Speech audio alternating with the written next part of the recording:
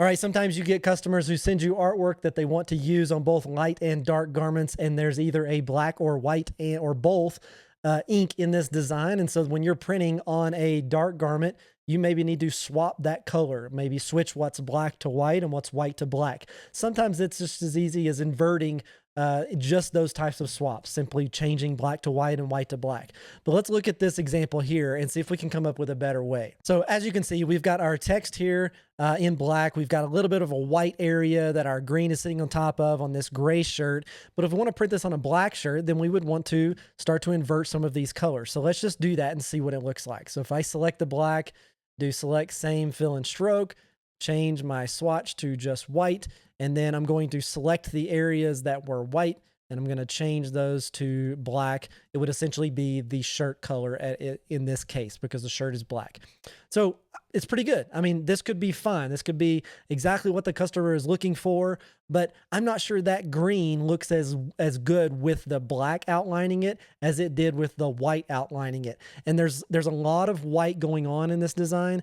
And with the white being that shadow effect of the letter, it really is a lot like printing eyeballs in white, which doesn't really work well. And so it's drawing my attention to the wrong part of the design, and it really is just too much white on the image, and so it starts to kind of get a little confusing, a little blurry from a vision perspective. So let's see if we have a better way. Let's take this instead, and let's drop down here and say, well, what if we maybe just turned this white area to an outline. So I'm going to select both of those areas and I'm just going to swap from a fill to a stroke. And maybe I'm going to make this stroke a little larger. And then we might make this, let's say an outside stroke or maybe an inside. Let's stick with the outside. So we'll do right like that. Okay. So this looks a little better. I mean, I have a little bit better of a look here. I don't really love it. I think it could really be even better. So let's just drag this over here and see if we can do a little bit better. Let's go back into this one. What if we take this this black area and then turn it to white to get back to that point where our design has the green surrounded by white? It might give a little bit better look. So let's change this back to outside. And now you can see we have a much more clear design, a better looking design, and it really maintains the integrity of the original piece of artwork because we still have the feature being this front and center white letter with the green fill inside of it. But then we're able to accomplish this on a dark shirt or a light shirt. And even better from a print perspective, we can still maintain the exact same film for our green here. We could even maintain the exact same film for the white if we wanted to, and then just add an additional screen for all the extra white. So you would still have 3 screens if you wanted to, or you could do an entirely new white screen. So it would be up to you at that point. But just know that sometimes a customer sends you artwork and sometimes it's easy just to invert the colors to print on a light or a dark garment. But maybe go the extra step to show them some options and say, hey, we could just swap it, but recognize that that's not going to look the best. So maybe you might like a different look. And so giving your customers these options is going to really stand out in their mind. They're going to appreciate the options you're giving them.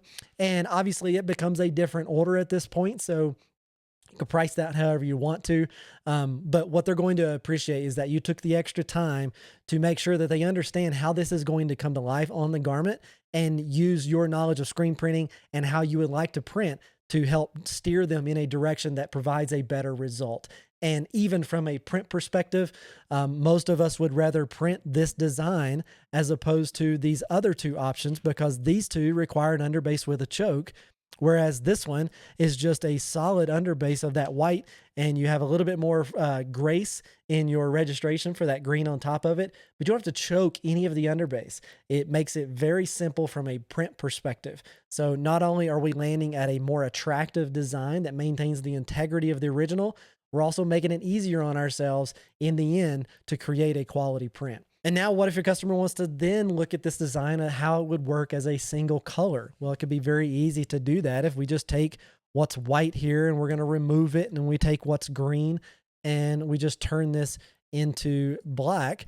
Now we have a nice single color print on this design. But how does that work on black. Well, if we take this one, it might be a simple swap. So let's just take this, turn it to white and see how this looks. And then we'll turn this to the black.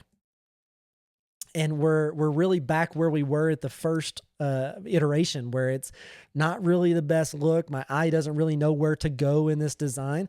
So what if we instead took this one down here and we simply took the green out of the picture? Now we have a much better look to the design itself as it relates to how it's printed. Now, the good news is this one actually would work well as a black design too. So you could even take this and help your customer see that this is going to be a great black design, but you don't have to go that route. But just know that there may be a better way to accomplish what it is that the customer's trying to accomplish.